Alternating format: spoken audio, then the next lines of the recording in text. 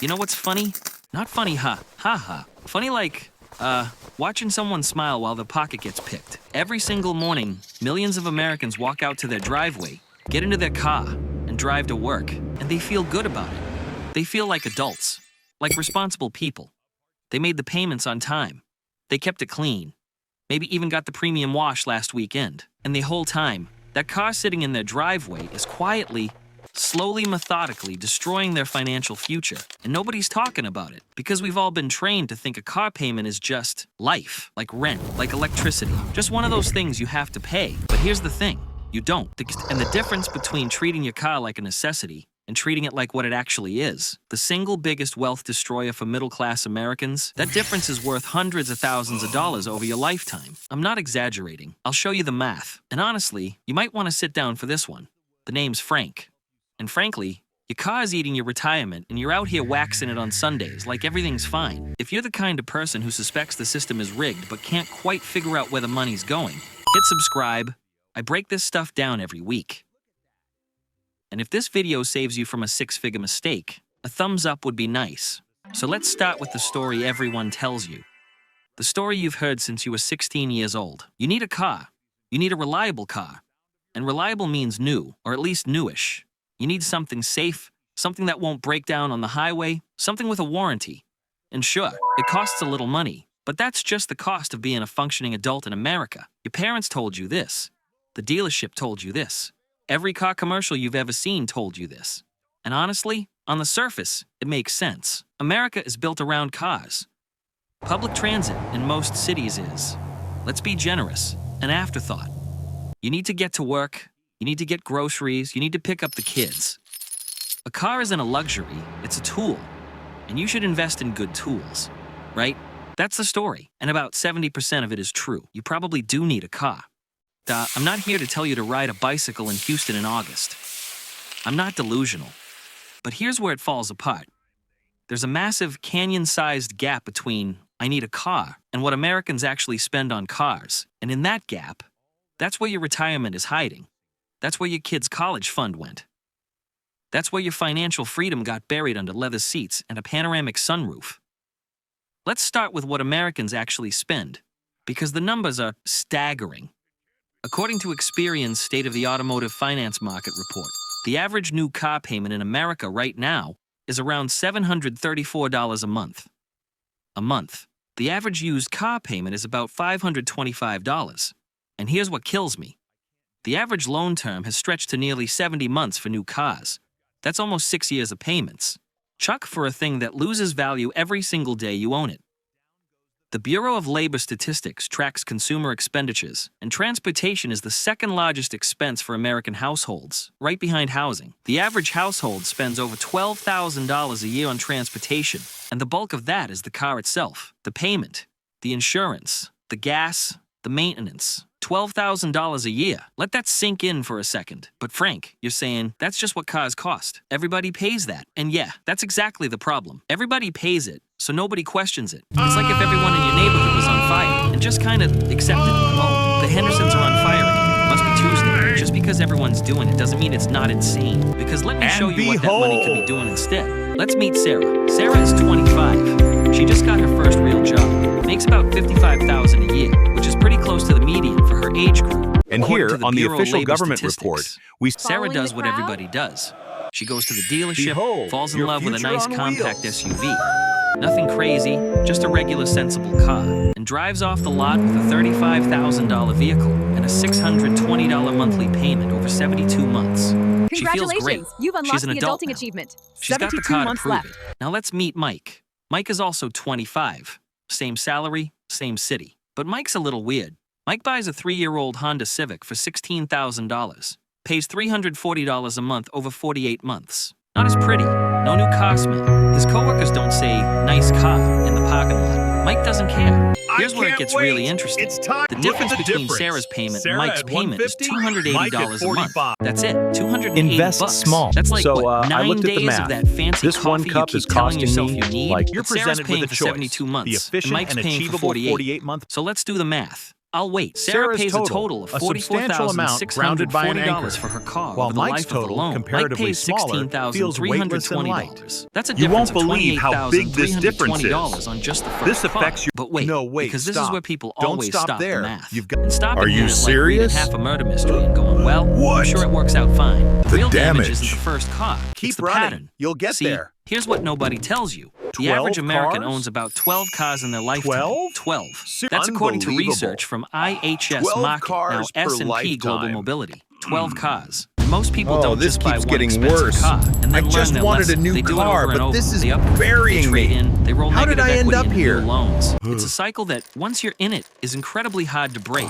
So Sarah, being a normal American, is going to keep buying cars at that level or higher for the next 40 years. Because of lifestyle creep, which is a whole other video. But basically it means your spending goes up every time your income goes up. Sarah's car payments are probably going to get bigger over time, not smaller. The $620 becomes $700 becomes $800. She starts leasing. She starts thinking about luxury brands. It happens. That I've seen it 1,000 times. But let's be conservative. Notice the Let's say Sarah significant keeps her average difference in car their payment payment at $620 for Over 40 years. 40 years, Let's say Mike that keeps his at difference $340. accumulates to over The difference is still $280 a month. Now You here's are the not part that ready will, for this. frankly make you a little angry. If Mike takes that $280 per month difference and invests it in a broad market index fund, something boring, And like that's the how S&P we'll reach the 500, peak. which has returned an average of Just about look at that 10.26% exponential growth. annually over the last 30 years, according And to data now, from the NYU reveal. Stern School of Business, or roughly 7%. What is the grand inflation. total we've achieved? $280 a month becomes, ready? Oh Over 40 years at a my. 7% real return, the $280 a month turns into approximately $735,000. Let me say You that are again missing out. because I want it to Hit really that land. target now. $735,000. From the difference in car payments, not from getting a better job, Well, not from I inheriting suppose money, that's not the from some only crypto option moonshot, left. from buying slightly less expensive cars. And that's the conservative number. At the nominal 10% return, before inflation adjustment, you're looking at well over $1 million. $1 million. Sitting in the gap between nice car and sensible car. But Frank, All right, let's see what you're the thinking, experts say. that's not realistic. I Nobody told actually you we invests should the have difference. invested in those You know what? NFTs. You're right. Most people don't, Yes, and that's I know. exactly why I most know. people retire broke. According to the Federal Reserve's survey You've of gotta be consumer kidding me. finances, the median retirement savings for American households is about $87,000. $87,000. I only have 3 you know what years that buys left you of in savings. retirement? About 3 years of a very boring 3 life. years. And then you're back to work at 72. Welcome to Big. Greeting people All at a those store, years. wondering where it all All went. those pain. I'll tell you where it went. 3 to 5 years is all you It have. went to a and you series just of drive depreciating assets right that over you the drove edge. off a cliff Stop. every 3 to 5 Wait, years. just stop. That's where. Unbelievable! Now let's talk about the part that really gets my blood I told you to pressure go this way. Depreciation. Now look what's happened. People kind of know Let's about take a closer look at depreciation in these the numbers. abstract. Like they know the sun Just is as I hot, thought. but Total they don't loss. really feel it Nothing until left I show but them the depreciation. numbers. According to IC data from Cars IC has Cars, experienced, the can you average new believe car it? loses about 23% 23.5% gone of its in value just a in the first year.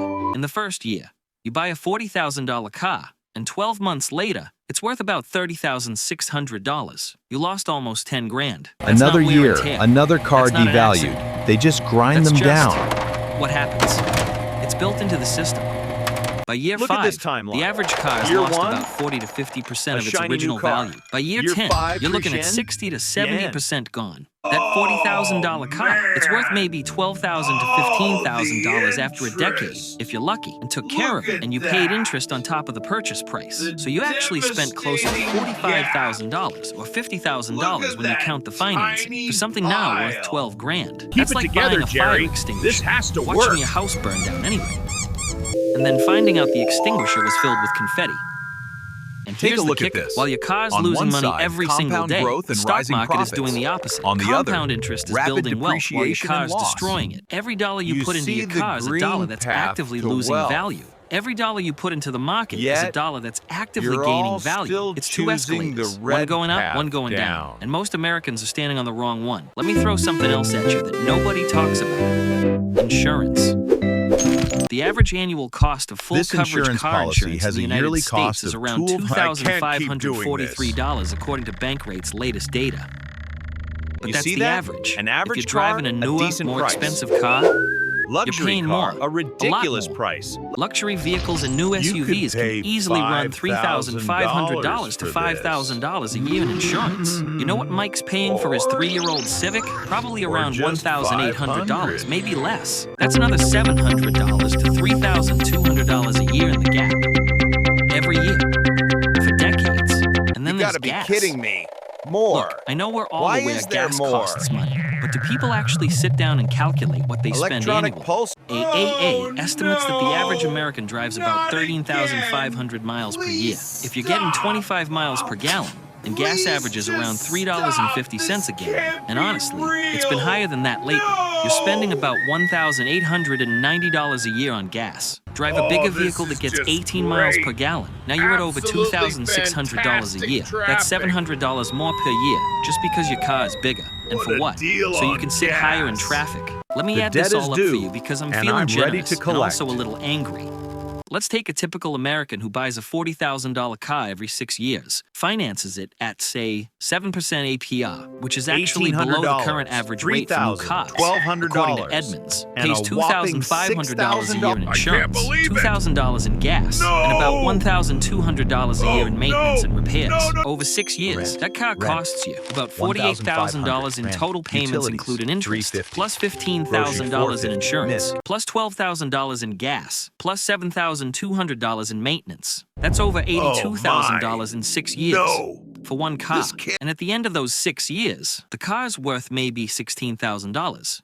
So your net cost is roughly $66,000. The Over average 40 person years, buys a car cycling every through cars 5 like years. this. But You're what looking does at that north add of up to? The $400,000 cost of in ownership net across car a lifetime. costs. That's All real that money. money, That's a house in gone. most of America. That's All a fully that could have funded been. retirement in many scenarios. Gone. Turned into exhaust fumes and monthly statements. And you know what really I can't drives me think crazy? straight. The All I emotional can see part. is that stupid psychology. car. Why won't my Because look the at car you, industry all doesn't just smug sell you and a car. Successful. They sell you an Oh, you're identity. looking- You're not buying a crossover SUV. You're buying adventure. You're not buying a sedan. You're buying success. You're not leasing a luxury coupe. You're buying, you deserve it. It's the most effective marketing in the history of capitalism, and we've all fallen for it at some point. There's actual research on this.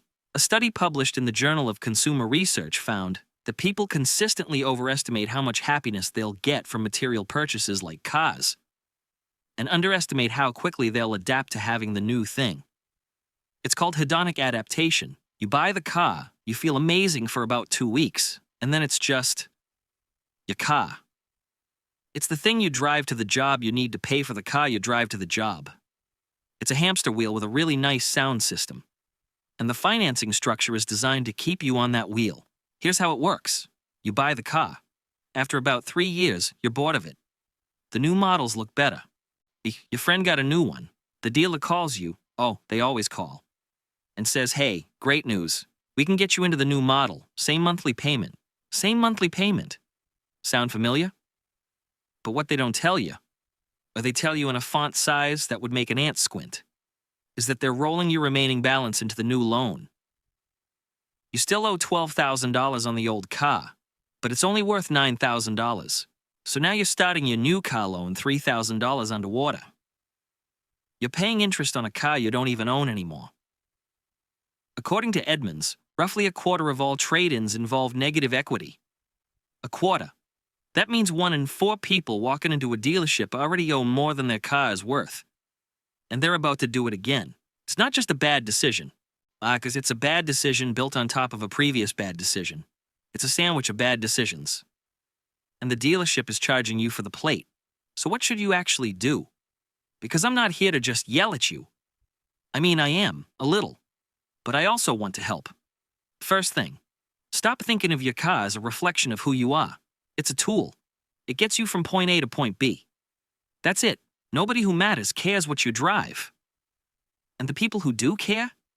They're probably broke too, driving cars they can't afford, trying to impress people who aren't paying attention. It's a parade of financial anxiety disguised as success.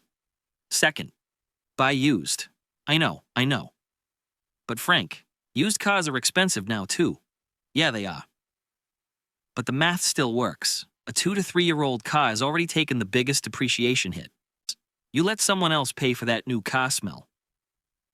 According to IC Cars data, buying a car that's just 3 years old can save you 30 to 40% compared to buying new. And modern cars are reliable enough that a 3-year-old vehicle with 30,000 miles on it has plenty of life left. Third, pay cash if you can. I know that's not always possible, but if you have to finance, put down as much as you can and take the shortest term you can handle. A 36-month loan hurts more month to month, but you pay thousands less in interest and you're free sooner. Every month without a car payment is a month you can invest in your actual future. Fourth, keep your car longer. The average American keeps a car for about 6 years. That's too short. If you can stretch it to 8, 10, even 12 years, you eliminate entire car purchases from your lifetime. Think about it. If you keep each car 2 years longer, over a 40-year period, that's 2 or 3 fewer cars you buy. At $30,000 to $40,000 each, that's another $60,000 to $120,000 in savings. Your mechanic might cost you $2,000 a year in repairs on an older car. That's still way cheaper than a $620 monthly payment. Fifth, and this is the one nobody does, but everyone should. Every time you pay off a car, keep making the payment to yourself. Set up an automatic transfer for whatever your car payment was into an investment account. You are already living without that money. You won't miss it. And in 5 or 10 years, when you need the next car, you might be able to buy it outright, in cash. No interest, no dealership games, no negative equity sandwich. Just you, your money, and a fair transaction. Let me paint you one more picture. Let's go back to Mike. Remember Mike? Boring car Mike? Mike buys a sensible used car at 25, invests the difference. At 30, he buys another sensible used car. Invest the difference again. He's not living in a cave. He's not riding a donkey to work. He's just making slightly less dumb decisions about a depreciating asset. At 45, Mike has roughly $300,000 more in his investment accounts than Sarah does, just from the car decision alone. Not from earning more. Not from some side hustle. Just from not treating his driveway like a luxury showroom. At 55, that gap is over $500,000. At 65, when they both want to retire, Mike has that extra $735,000 or more. Sarah's got a nice photo album of all the cars she used to drive. You tell me who won. And look, I get it. Nobody taught you this stuff. They taught you how to calculate the area of a triangle in school, which, let me be frank with you, I have never once needed in my adult life. But they didn't teach you that your car payment is the single biggest threat to your financial independence. They didn't teach you about compound interest versus depreciation. They didn't teach you that every dollar has 2 possible futures, one where it grows and one where it shrinks. And that the choice between those futures happens every time you sign a car loan. I'm not saying never buy a nice car. I'm saying buy it when you can actually afford it. And afford doesn't mean you can make the monthly payment. Afford means you could write a check for the full amount and it wouldn't change your life. That's a very different number. And until you hit that number, the smartest financial move you can make might just be the most boring one. A reliable used car, a short loan of cash, and the discipline to invest what you save. You're not stupid. You just got sold a story that benefits everyone except you. The dealership profits, the bank profits, the insurance company profits. The only person who doesn't profit from your car purchase is you. And now you know, so the next time you're at a dealership and the salesperson slides a payment plan across the desk with a smile, remember what Frank told you. That's not a car payment. That's a retirement payment going to the wrong account. Run your numbers. Be honest with yourself. And if the car you want doesn't fit the life you actually need, walk away. Your future self, the one who gets to retire with dignity instead of working until they can't, that person will thank you. Trust me on this one.